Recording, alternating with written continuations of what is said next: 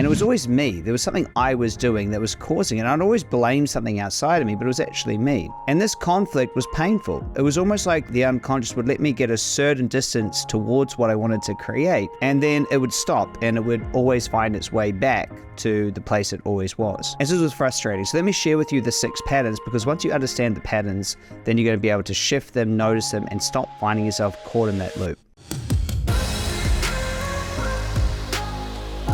There are 6 ways that most of us sabotage ourselves and our success. And for me, I was falling into the same pattern over and over and over again. In 2016, I was woken up to this pattern. It was the same pattern, repeated in so many different areas of my life, and it was frustrating. It was like there was a glass ceiling that wouldn't allow me to get to a certain level of success. Like I was able to touch it, have it for a little bit, but never hold on to it. Once I was able to see the pattern and witness what I was trying to do and witness why it would never actually, I'd never be rid of it, I was finally able to let that identity, that part of me go, and easily walk towards what I wanted to create, run towards what I want to create, and then hold on to it without having to break it. So a sabotage pattern works because there is a part of your identity that's competing with another part of you. And so we have a part of us, our unconscious, that wants to keep everything the same. And we have another part of us that's our self-conscious that wants things to be different and be better. And these 2 parts are completely in conflict. One part wants to change and do things different. The other part wants to stay the same.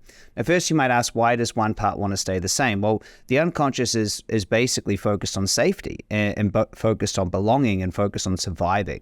And so the unconscious says, if I've already survived it, I don't want to change.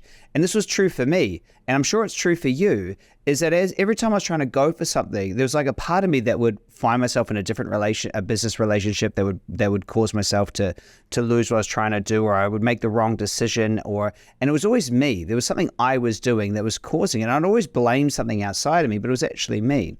And this conflict was painful. It was almost like the unconscious would let me get a certain distance towards what I wanted to create, and then it would stop and it would always find its way back to the place it always was.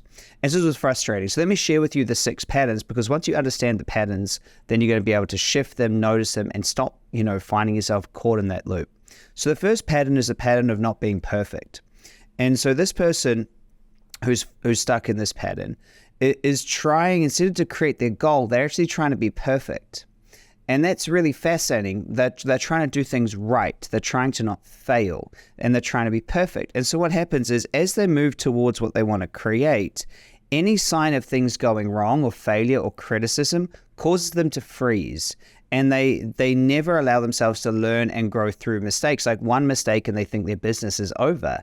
I once was coaching a business person, and they were creating a new restaurant, and the first place that they were going for turned out that it didn't have the right regulations. It wasn't in the right zone or something, and that caused them to stop. It was like the smallest thing ever.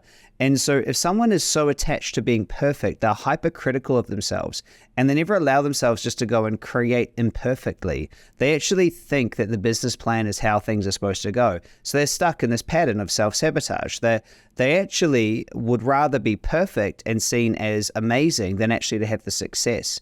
They don't realize that part of the success is that it's going to be messy. There's going to be mistakes. They're not going to know what to do. They're going to fail again and again and again, and they can't handle that. That's too hard. And it comes down to this wound of that they actually at the base are so frightened that they might actually not be perfect, that they're trying everything to overcompensate for that fear.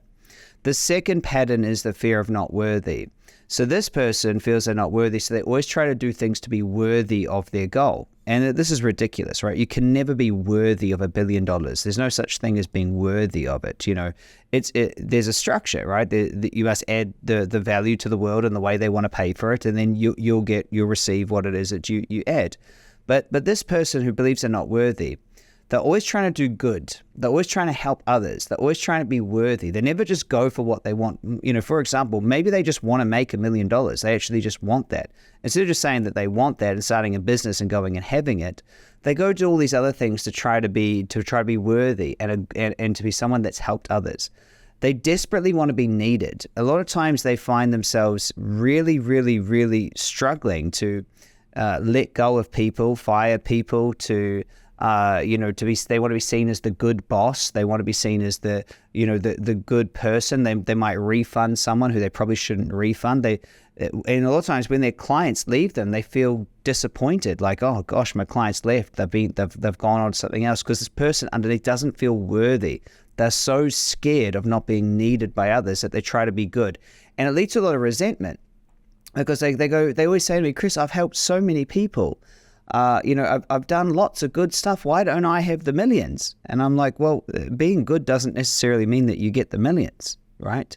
It's not about that, because see, their actual intent is that they're trying to be worthy. The third is not good enough. So this person has this underlying assumption, this pattern that they're not good enough. And so instead of just going and having a business that works, they try to be impressive. They try to do things that are impressive to other people.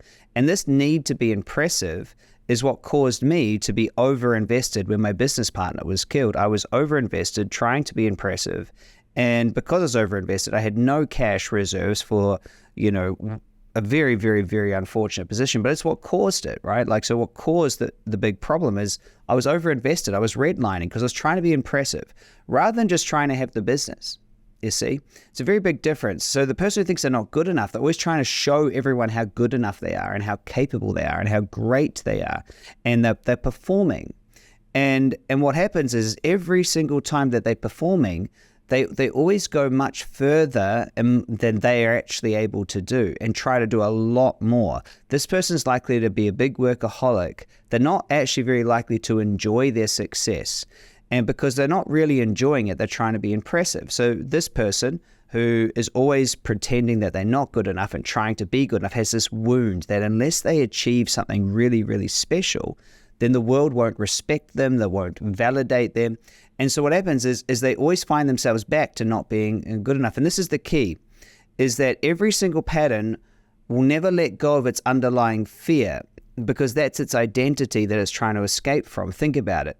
The unconscious, if it believes it's unworthy or not good enough or not perfect, that's its identity. If it was to then go create something that was the opposite, it would no longer know who it was. And that's very, very, very traumatic to the unconscious. And so the fourth one is this fear of not belonging, right? Of not belonging. And so because they're so scared of not belonging, they come into the world and they look as unique as possible. And so they want to be unique. They want to be a special somebody. They want to be loved for their uniqueness, because what they do is they realize that if you reject yourself from everyone else, right? If you become completely unique, if you reject yourself, if you say, well, I'm not like anyone else, I'm completely different, I'm unique. Well, therefore, the whole fear of belonging, not belonging, is you've got the power back. See, if someone else has the power to say whether you belong or don't belong, then that's scary to this person. So what they do is they make a preemptive strike, and they become so unique and individualized that you cannot reject it. And so you see a lot of artists like this, is they're so busy being unique, right? That they don't actually allow themselves to be successful. And so they'll never do just the boring or the mundane. They won't just do a business that just makes sense and makes $1 million. Instead, makes $1 million a month. Well, they won't do it. Instead, they want to be unique and creative and everything else other than just having the successful business. And so they sabotage themselves, because anytime they face rejection, anytime that they're not able to express their creativity and their uniqueness, and anytime that's challenged, they run and hide. And this person actually really has a big time being, melancholy and very dramatic, and allowing them, so they have deep, deep, deep feelings in the world. And so they find themselves in this court between, that a lot of them become the broke artist, because the tragic romantic searching for that special someone, trying to be special in the world.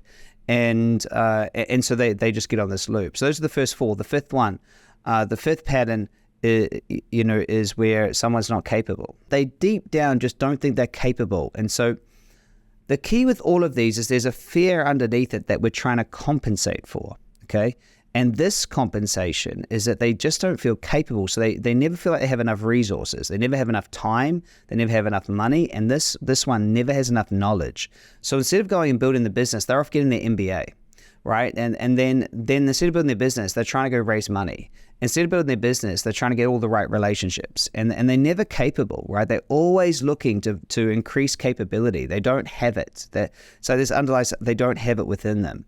And so every time they face a challenge, they think, well, it's because of them. They're not capable. They need more money, more time, more knowledge. And so they just keep getting more and more and more knowledge. And so they never actually get out there and figure stuff out themselves. They can never be a pioneer in anything because they've always got to go find the resources in someone else, or learn from someone else. And then the last one, the sixth one, is that the person actually has an underlying fear that they are nobody, that they're insignificant. And so they kind of want a business. They don't really know. They don't want to upset any of the peace. They feel insignificant, and they're trying deep down to escape this feeling of insignificance through their business. They want to do something that helps others and is significant. But deep down, they just kind of feel like, yeah, I don't really know what they want. They're not really significant. And every time they go for something, it kind of upsets their life and their comfort. And so they always find themselves back to comfort. So these are the 6 patterns. And each pattern has an unconscious agenda to keep everything the same, and then a self-conscious agenda to try to change the way it is. And these two things, these two agendas, they fight. So it looks like a sabotage pattern. It looks like you're fighting yourself, right? Which makes no sense. No, it looks like you're fighting yourself because one part of you is like, yeah, let's go start a business. Then the other part of you, as soon as anything that's not perfect, or you're trying to be worthy, or you try to be impressive and good enough, or you try to be the most unique, this starts happening. And they're not the same thing, right? And because they're not the same thing, they conflict each other, which leads to all sorts of chaos, and always leads back to the person getting back to where they started. And so what we must do is we must learn to integrate this part of us, recode this part of us. And that's really, really important. But I'll tell you what's even more important than that is what I'm going to share on the very next episode. On the next episode, I'm going to be talking to you about the 3 things you must do when you're really starting out, when you're first choosing that you want to become a self-made millionaire. These 3 things are beyond important. I cannot stress how important they are. So I'll see you on the next episode where I share the 3 most important things when you're starting out, okay? These 3 secrets, these 3 keys are going to be so important. So I'll see you on the very next episode. Bye for now.